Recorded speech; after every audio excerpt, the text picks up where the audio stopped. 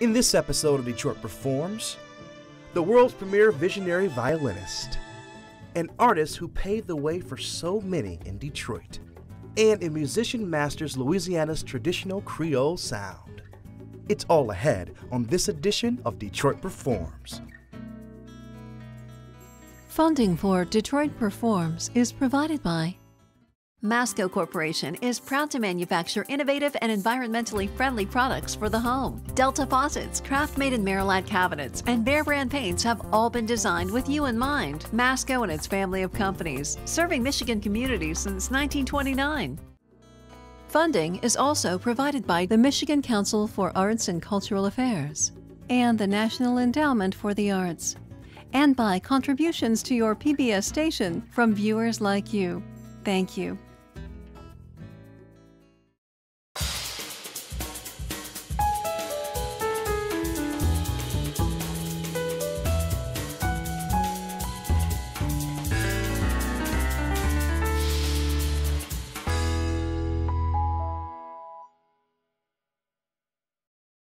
Hello and welcome to Detroit Performs. I'm your host, DJ Oliver, and today I'm at the Rust Belt Market on 9 Mile and Woodward in Ferndale.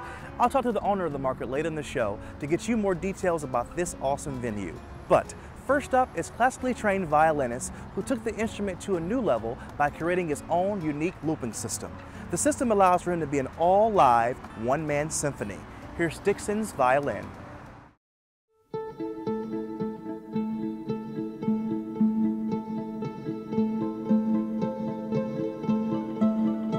I like the idea that when you see me on stage, you see one person and a violin, but what you hear is 12. And there's something about that that I think is powerful.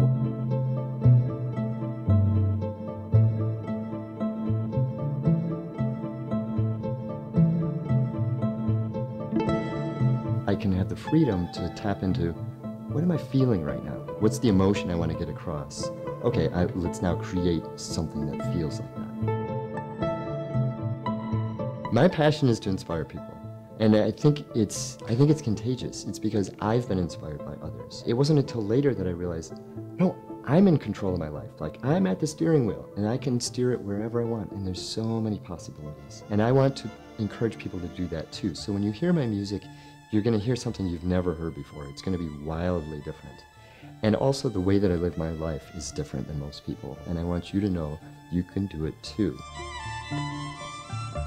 It's very difficult to describe what I do. I like the phrase visionary violinist.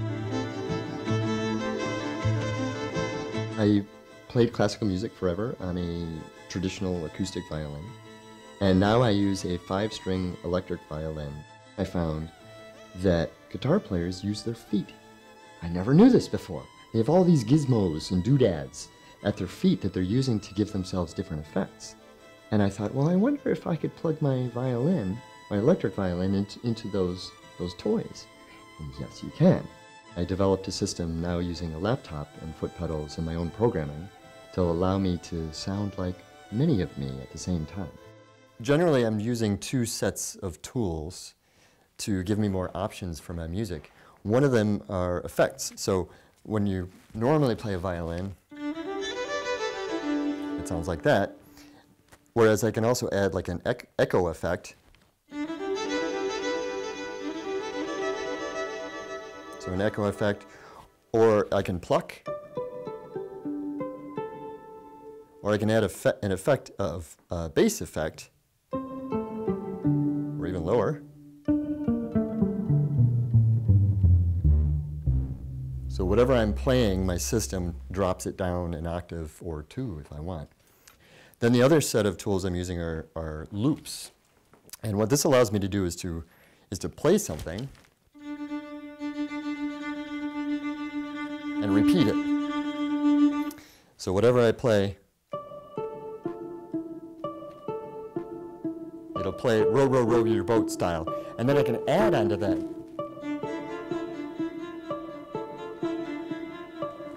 Now there were 2 levels.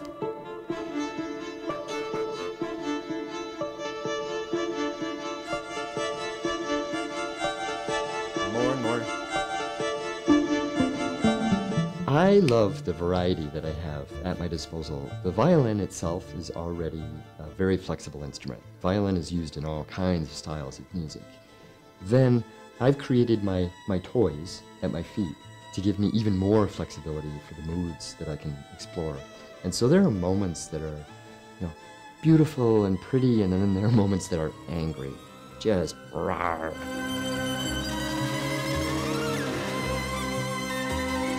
My improvising has been so much fun, and often it's just a sandcastle. In fact, I start every concert that way. I start with a song that doesn't exist. Right? It's from scratch, no idea what's going to happen, and it will never happen again. And sometimes they come back. Sometimes this theme will come back, and it'll come back, and oh yeah, or this thing, oh yeah, I want to hang on to that one, and sometimes I can, and sometimes I can't. But if they come back enough, then they get a name. I have a few kind of favorite or frequent repeat songs that I love to do, and if the energy feels right, I will bring them back. One that comes to mind is called The Forest, which was created at an event in the Forest, Electric Forest Festival. And that's the one that actually I had to kind of go back and reverse engineer and transcribe myself, which is weird. That often comes back.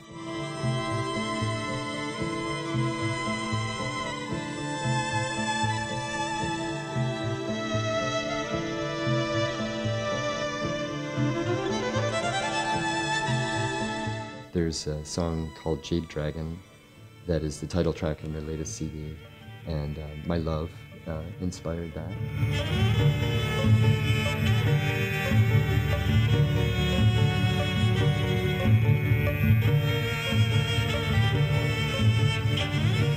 I was honored to be asked to do an unusual performance at a festival where they invited me to play first thing in the morning as people were waking up. So in the distance, people were sleeping and starting to wake up from their tents. And there was a tiny island, and I played first thing in the morning while the water was covered with mist and there was a light rain coming down. And it was a really beautiful moment. There are certain settings that lend themselves to certain moods. I find that there's a co-creation that happens. Like, I'm part of this, but I'm not all of it. The space is part of it too. And then the people, the audience, definitely are part of it. So together, it's like the three of us are going to create this experience, which is really fun for me, so it's different every time. I really started to take things seriously when people started to tell me that their lives were changed, that they literally were now looking at life through a whole new way, and I was part of that.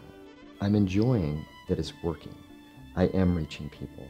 I get the hugs and the messages afterwards from people regularly that are telling me that I've touched them, and that means all the world to me. I would offer anyone in a 9-to-5 that find if you're having joy in your life, and it's up to you to create that. For me, there was a point where my career eventually was hindering my passion, and so I made a shift, and I would encourage everybody, the shift is up to you. It's not up to your boss to change to make you happy, your partner in life to change to make you happy. It's up to you to change to make you happy.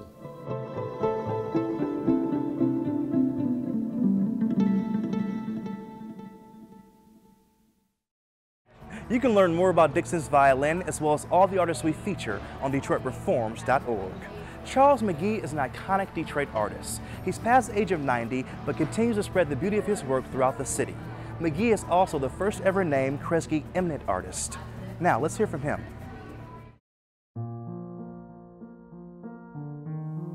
The world is my canvas. I'm just one little speck on the canvas. It's trying to understand the order that holds the world together. That's very important to me because I think that if we understand it, we respect it. When we all work together, we understand more. We tolerate more. We live better lives because we're talking about being moved by togetherness. We're able to live together, harmoniously. I think art tries to help to understand where we are and achieve order out of our existence. It's important for me to try to understand what it is that nature gives us in existence, to make reason out of why we are who we are. I live in awe of the beautiful things that nature imparts on us. I create pieces when it's not a physical involvement. It's a continual investigation with some kind of purpose and understanding of trying to make the world better. And so the mural, in my situation, the reason that I used the imagery that I did was to create that juxtaposition of opposites. It balances out, and it's telling you about the order in the world, because nature didn't want there to be just one of anything. So that kind of dichotomy of opposites creates harmony, creates diversion. For me, it's pointing toward peace through that kind of organization, and that's why I think I'm hungry to create. Because I think that was my call in nature, was to be able to make a mark, make another mark that balances that mark.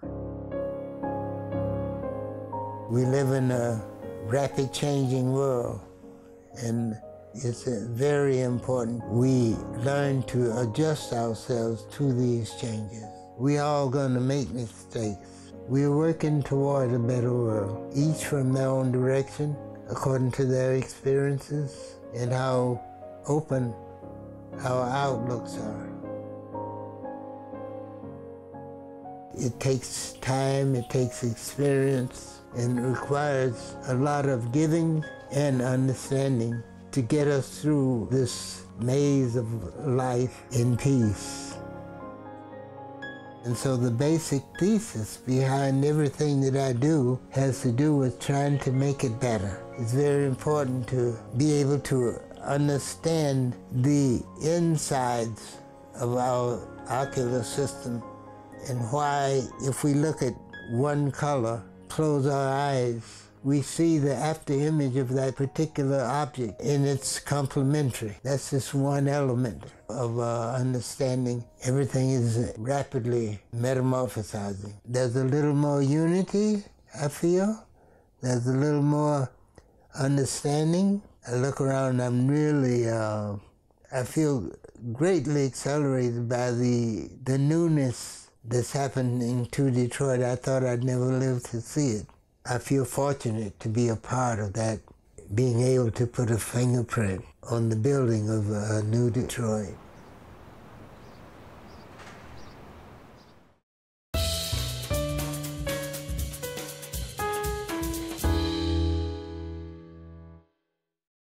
What's up, guys? I am here with Chris Bess, one of the founders of the Rust Belt Market. How you doing, Chris? Excellent. All right, so Chris, tell our viewers out there a little bit of the history of the Rust Belt Market, how it got started, and the history of it.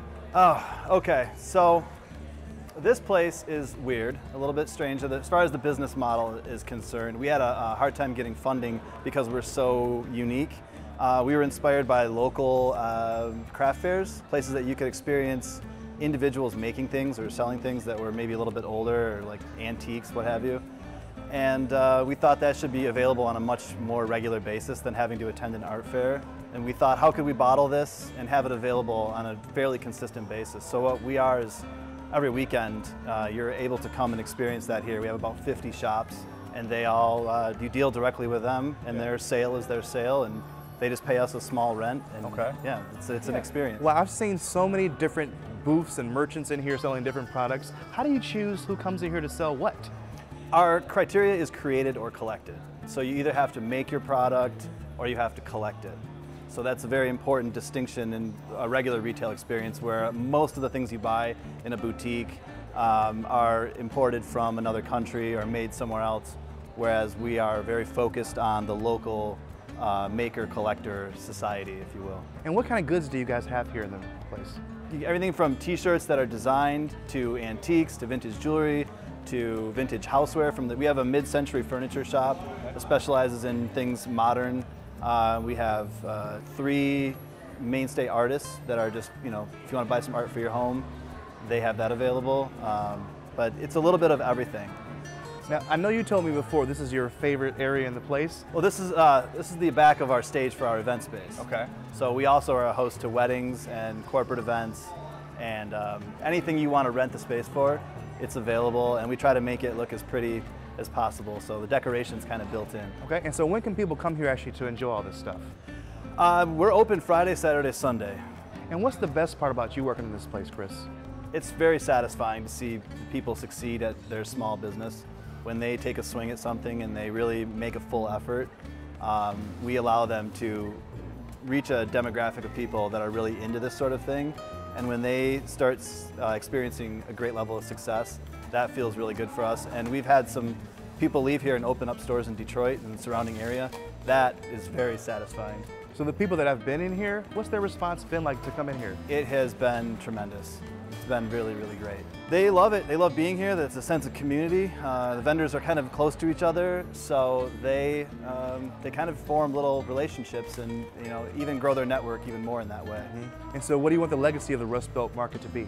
I would like it to be a place that people can come to start a business and really see what they can do. See what their idea. They got an idea. They don't have a lot of money just to go open up a store, and they can come here and they can take that gamble, but a small gamble, and making that a success. And also, people experiencing the happy days of their life, their marriage, their wedding, that's really a special thing for me. All right, Chris, thank you so much for talking to us, man. Thanks we appreciate that. I appreciate it. All right, now let's check on some upcoming events happening in and around the D.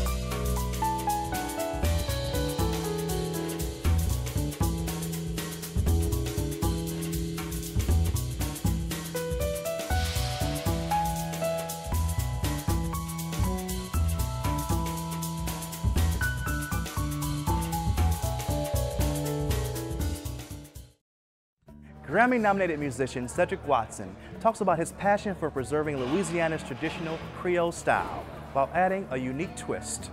Take a look.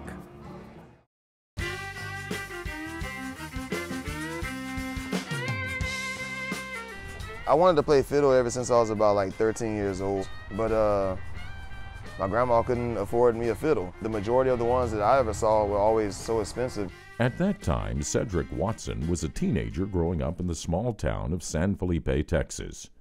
But he wanted to play fiddle because of the music he heard while visiting relatives in South Louisiana.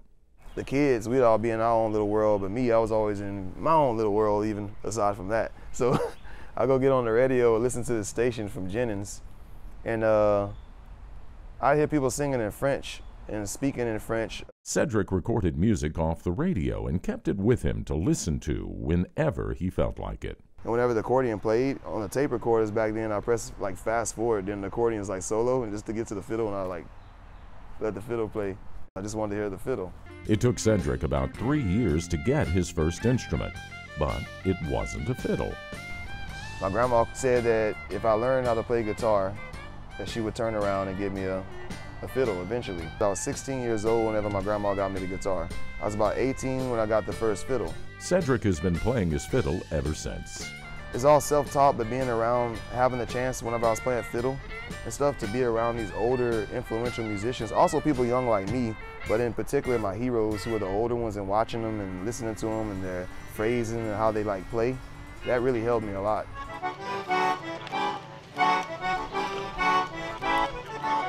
Shortly after learning to play the fiddle, Cedric also learned to play the accordion.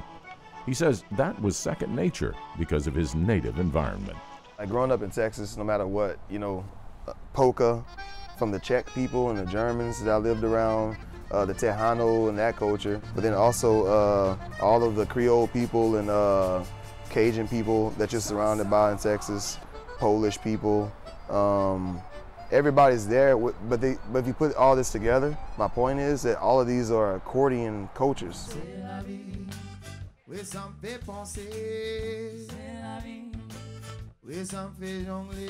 I've probably been singing since I was a kid, you know, but the day I decided in French was the day I decided I liked French music. So I would imitate it, you know what I mean? If I couldn't sing like real French, I'd still like listen as hard as I can, try to know what I'm saying, and then eventually I would learn. The more I mastered the language, I could make up my own words on the spot. Before his 20th birthday, Cedric had decided Texas was not the place to be if he wanted to play the old-fashioned Creole music he loves. I found that the majority of my friends that had the same musical interests that I have, as far as like playing French music and stuff like that, keeping up the tradition. Also a lot of great musicians like Keith Frank, Jeffrey Broussard, they all lived here. So I pretty much said to myself, you know, I'll come to Louisiana. Once Cedric arrived in Lafayette, he quickly hooked up with other musicians who appreciate his style and talent. I was collaborating with Corey Leday. We recorded that first album for Valcool Records, and that was something really cool because to play fiddle with piano roll accordion or triple roll accordion, that was something that you didn't really hear many recordings of that existed in Zydeco. After that, I moved on to play with the Pineley Boys, and I must have played with them for 3 to 3.5 years. With that band, I traveled like all over, you know, all over the world. Europe, a little bit of Canada, all over the United States, West Coast, that was fun. And we were all just young, you know. I'm the one in the band giving the Afro-Caribbean Creole influence, and they all come from different backgrounds in Cajun music and what they like. And eventually, I ended up with my own little group there, Cedric Watson and Bijou Creole, that I started. Started recording all my own tunes, and the album that I put out was called Cedric Watson on Valcool Records. That was nominated for a Grammy. So people liked it. I've been nominated for the Grammys, you know, about 4 times in my life. I was with the Pineley Boys the first time, and the next 3 times after that, it was all like my own albums. Of course, with Valcool Records, they pushed my name out and got me out there. That's when my name got out there as a Grammy-nominated artist, because it was for sure Cedric Watson albums, songs that I wrote for the most part. The only thing that I'm very happy and grateful for, though, when it comes to the Grammy, is that it lets me know that a lot of people really did appreciate my art and what I did, and that means a lot to me. Cedric says his Grammy nominations haven't done much to help sustain his career as a folk musician, and he does consider his Creole style folk music. This music is so folky and so down to earth that everyone can come at you and just be like, hey, play a waltz. Hey, play a 2-step. Or, I don't know about that one, y'all playing too fast. Just anything. People can actually come and they have these big opinions, everyone's throwing them at you. And sometimes that can be a little bit too overwhelming for a musician. You don't want to hear all that. There are other challenges as well, challenges that plague many musicians. Everything from like how the women, everything from like too much partying, everything from like band members could stand you up. But I've been there with the starving musician part, everything. Like as far as like I've been through times where I could only eat like 1 big meal a day and maybe snack on something else just to make me not feel hungry and go to sleep. Despite the tough times, there is a reason Cedric maintains his course. I can't really say that it matters the size of the crowd, but I do like to see a few people, you know, like enough people to where it looks like a party, and I like to see them dancing. If they're not dancing, I like to see them just kind of like smiling and having a good time and loving the music. What I like about Louisiana's crowd though, you know, I like it here. The crowd here is that they love to dance, you know, that's what I like about them. They love to, woo, go crazy and yeah, boy, get all, you know, excited. They're seeing people they know. It's a community thing, and I like that. And that wraps it up for this edition of Detroit Performs. As always, for more arts and culture, head to DetroitPerforms.org, where you'll find featured videos, blogs, and information on upcoming arts events. Also, check us out on Facebook and Twitter. I'd like to thank the Rust Belt Market for having us out here today. I'm going to continue to shop so I go home with some pretty cool stuff. Until next Tuesday, get out there and show the world how Detroit performs, y'all. I'm DJ Oliver. Thanks for watching, guys.